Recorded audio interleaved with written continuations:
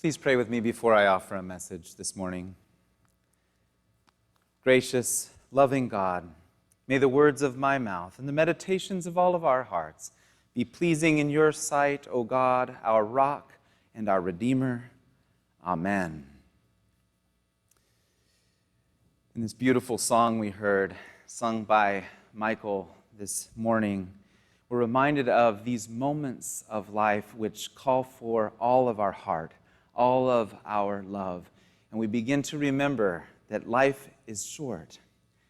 We're invited to love in this way in every moment.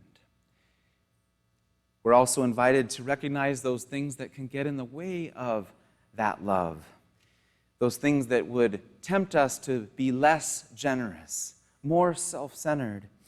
And today we begin the first of 3 lessons that Jesus gives. I'll be talking about these over this week and the next several weeks on discipleship and on how we can grow closer to God, closer to this eternal love of God, and more generous in our sharing of God's love. Today we'll talk about generous living.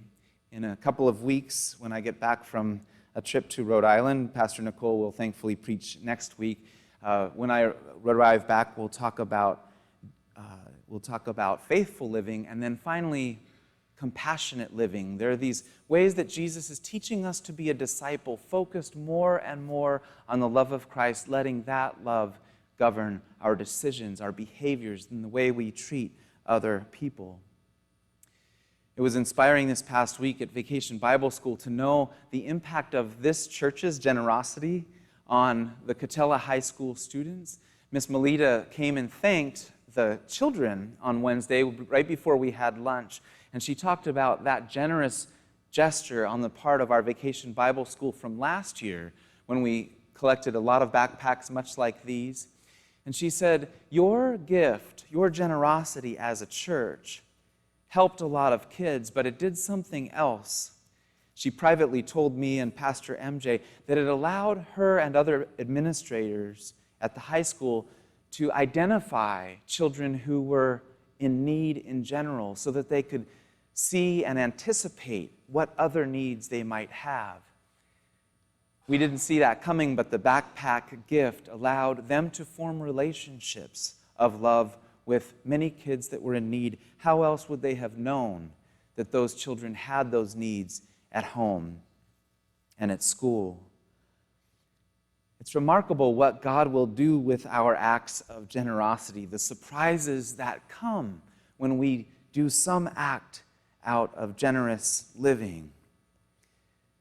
Today we'll focus on these scriptures because Jesus focuses on them, and so does St. Paul. In our reading from 1 Timothy, we hear Paul advising this young pastor, Timothy, how to advise in turn the people of his church. He says, "As for those who in the present age are rich, command them not to be haughty or to set their hopes on the uncertainty of riches, but rather on God, who richly provides us with everything for our enjoyment. They are to do good and to be rich in good works, generous and ready to share." Paul plays with this word rich. He reminds us that we're rich in many different ways. We're especially rich if we are rich in good works, rich in God's love, if we allow our riches to help us to be rich in sharing. In other words, if we prioritize relationships over riches, or if we put our riches to the service of our relationships. I'd like us to think about these phrases: to choose relationship over riches and employ riches in the service of relationships. This ennobles our wealth. This puts it to a higher cause. This allows us to be righteous and holy in our wealth and in our sharing of our wealth. He doesn't say that the rich should not be rich, but he tells them how to be rich, how to be generous, how to practice generous living. It's very easy to lose sight of this. Jesus talks about money perhaps more than any other subject because this is something that can thwart our discipleship, that can take us out of this moment of love which we are striving to share with others. if we're not careful, our our obsession with our wealth becomes an obsession that takes us away from God's love. This can happen at any time in our lives. It can happen as adults. It can happen as children. There's a wonderful story about a young girl who's walking to church with her parents, and her mom gives her 2 quarters, and her mother says, "One of these is for you, and the other is for God. It's for the morning offering. I'd like you to put it in the offering plate when it comes by." So they continued to walk to church, and the little girl took one of the quarters and put it in her pocket, and the other one she was tossing in the air and catching in her hands, tossing in the air and catching in her hands until she didn't catch it, and it fell and slipped through her fingers and rolled down the street, down the curb, and into a deep storm drain. And she looked up to heaven with regret and said, "I'm sorry, God, that quarter was yours." These are the games that we play, whether we're children or adults. These are the schemes we may play in our minds to garner the most profit and the most self-gain that we can. We might think of those similar thoughts that we do in our heads when we're trying to honestly fill out a tax return or some other exercise dealing with our finances. We are very interested in our self-gain. So Jesus warns against this. It begins with a man who comes to him and asks him for help. Someone in the crowd, our gospel reading said from Luke, someone in the crowd said to him, "Teacher, tell my brother to divide the family inheritance with me."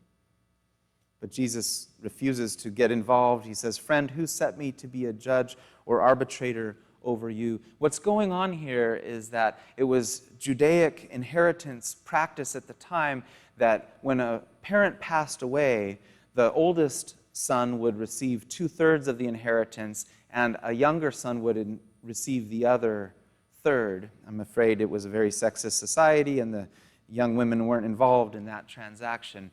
But there was a practice that required sharing, and apparently these brothers, the older brother wasn't sharing. How often have we witnessed this kind of fight breaking out when inheritance is involved, when a loved one dies? Sadly, it often brings out the most bitter bickering. Jesus refuses to get triangled in this dynamic, and he tells a story. He says, first of all, take care, be on your guard against all kinds of greed, for one's life does not consist in the abundance of possessions. He's reminding us that life is short. Don't spend too much of it focused on what you don't have or what you should have or on your wealth. And he tells this story to make his point about a very wealthy farmer who became wealthy enough to provide for all of his needs. He was able to eat plenty, and he had plenty of grain for himself, but he had a bumper crop still. He grew more than he needed, and so he had a dilemma. What was he to do with the extra? And so he has a little conversation with himself. He says to his soul, "Soul, you have ample goods laid up for many years. Relax, eat and drink and be merry." And he builds bigger silos to store this extra grain. But God's Spirit comes to him that night and says, "You fool, whose will this wealth be? For your life will be taken from you this night." He's lost the opportunity this rich farmer has to share the extra that he had. His only plan was to further his own survival, to store more goods for himself. And suddenly it was all for naught, because those silos would stand full as he died. They would belong to someone else anyway. When we live out of fear, we sometimes miss these opportunities to share, to give. On Wednesday, we were sharing this verse that Jesus also says, "So do not worry about tomorrow, for tomorrow will bring worries of its own. Today's trouble is enough for today." When we're thinking so far in advance and worrying about what will happen tomorrow, and the tragedy that might befall us or the scarcity we might suffer, we are multiplying our worries unnecessarily, Jesus said.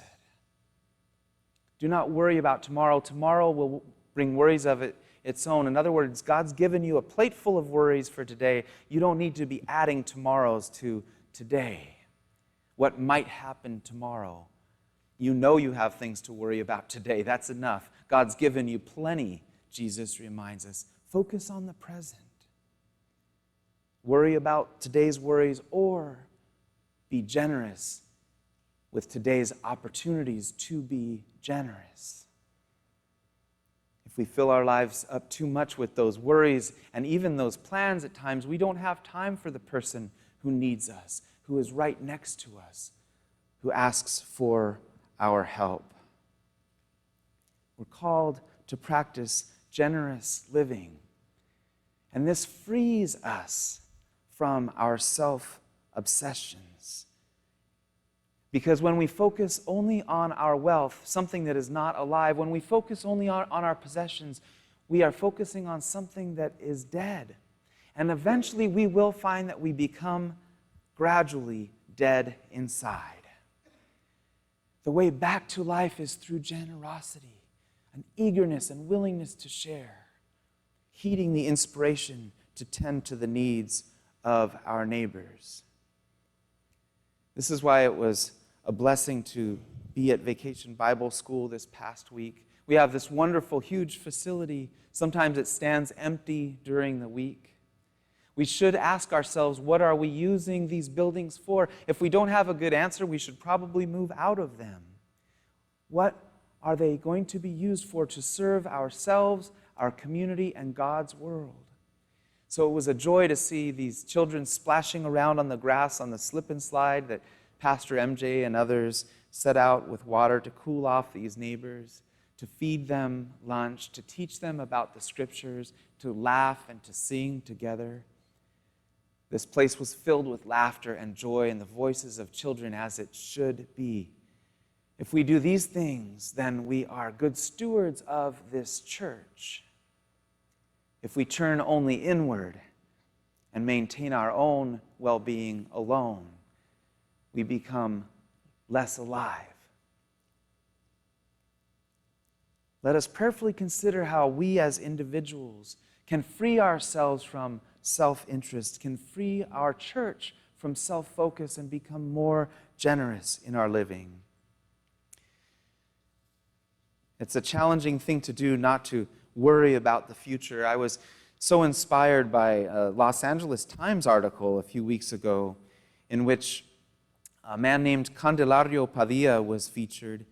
They were featuring the Piñata district in Los Angeles, and Candelario Padilla, Mr. Padilla, sells that delicious barbecued corn, and that's all he's done for many decades. He's sold this corn year after year, and it's become wildly popular. Everyone in Los Angeles tries to get his corn because everyone's craving it so much. The article said, selling his corn, Padilla makes enough to eat to pay the $420 rent on his small motel room, and now and then to travel home to visit family in Guadalajara. He's made the decision not to go big with his product, not to make a mint like he might be able to. Padilla said, you know, in this country, people love you for your money. He says, that's one thing I've never had or cared to have.